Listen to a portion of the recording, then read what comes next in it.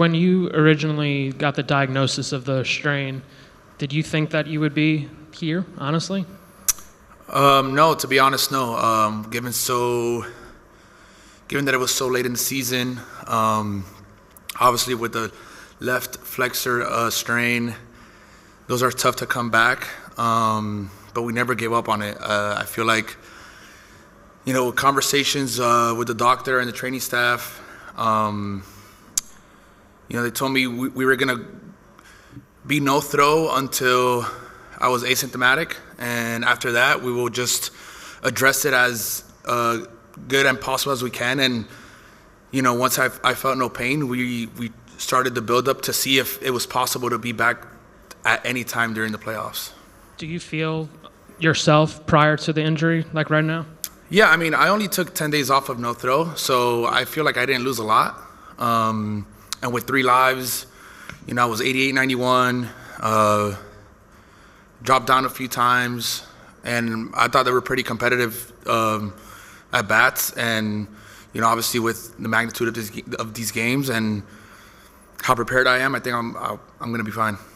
For your left, Meredith. Nestor, you mentioned those lives and dropping down, trying to do some different things. Just what was it specifically that told you would be good to go, knowing the magnitude of the situation of the World Series? Honestly, I think for me it was the velo. I thought, if I was 82, 83 coming into those lives, I knew I was going to be ready, no matter how big these games are, or the intensity and the adrenaline running. But the fact that I was 88, 90, 91, that's almost up to where I pitch at.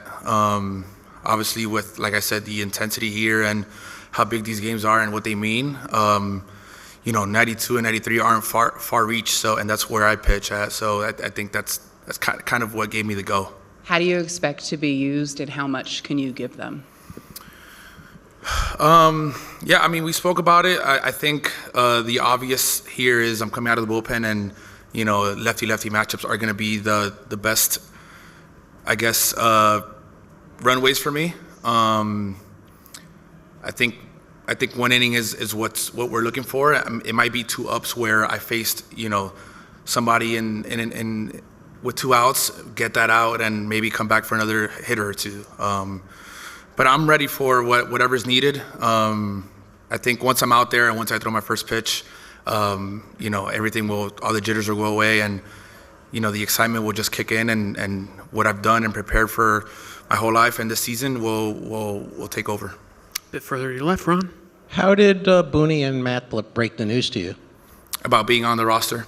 So yesterday I went out to throw and felt good. And I stepped into Skip's office, and he was asking me how I felt, and it was just to go from there. I thought they were eager for me to have me, and I was excited to be on this roster. I told him since the beginning that, I just don't want to be on this roster just because it's the World Series. I want to be able to contribute and make sure that when I'm out there, I'm giving my best and, close to as 100% as possible. And, I'm just excited about the opportunity. And, Booney has seen me grow up in this organization since 2019.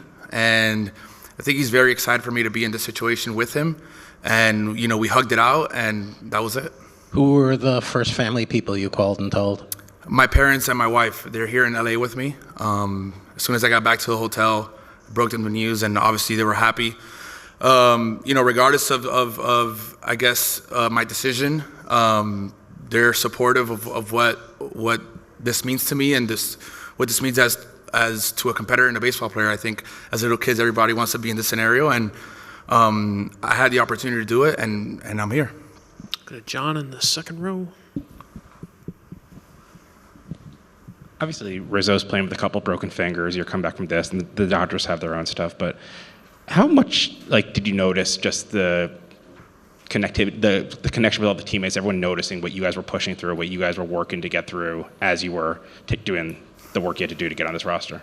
Yeah, what happened to Rizzo was unfortunate, getting hit by that pitch. And I was actually inside when he went to go get the x-ray, and how teared up he was, because you never know when it's your last game, or you never know when you're going to put this uniform on. And he knew that we were about to get into the playoffs. So just watching that from him and knowing how much he cared and how much he wanted to be out there with the guys, put into perspective of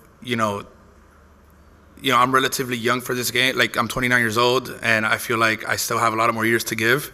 But you never know when you're going to be in this situation or this spot with this opportunity. And, watching the guys in the DS and the CS battle every day, every inning, every out, pushed me a little more to kind of be ready for this situation. I knew in the CS we had we met up in Boone's office, and we talked about the possibility of maybe coming in for Hamilton, but obviously they took care of my health first, and as Cash said, we were cutting a lot of corners already. The only way this would happen if we made it to the World Series. And like I said, we're here. I mean, the guys have been great. They've pushed really hard throughout the whole year, and especially in these last two rounds. And I'm just happy to give what I got for them in this round, and hopefully we can take it all the way.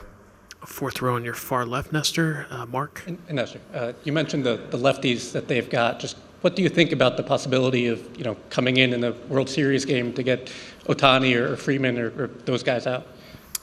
Yeah, it's definitely going to be a tough task. Obviously, we're talking about one of the best hitters in baseball, in that lineup.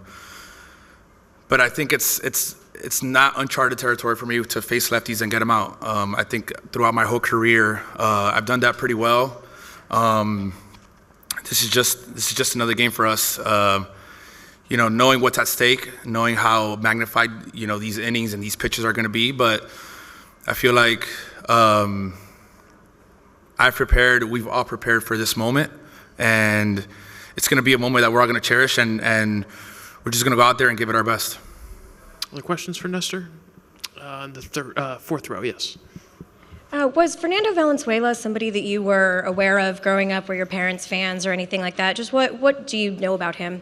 I don't know much, unfortunately. I knew he was a left-handed pitcher, and he was really great for this organization here in LA. Me being in the East Coast, we didn't really watch a lot of Dodger baseball. But I know the impact he's made for the game, and just how personable he looked in the TV. And if I were able to say something about me and him, kind of, we look like two regular people that walk around the street, but are Major League Baseball players. Obviously, I can't even begin to compare myself to him with all the accolades and all the stuff he did for this organization. But I know he's missed around the baseball community and missed around the world. So I'm sorry to hear what happened to him, and that's all I can say. Have you ever fooled around with a screwball maybe, and just why do you think that is a pitch that has kind of disappeared? I've screwed around with a lot of pitches. I've tried to mess with a lot of different grips and different things that I can possibly do, but no, the screwball's not in my arsenal, unfortunately. Fourth row on your right, Nestor. Hi, hello. When you faced Shohei, so are you planning to do the weekly delivery against him?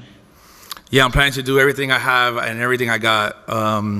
As people know and seen, I've done different, timing stuff. I've dropped down on him.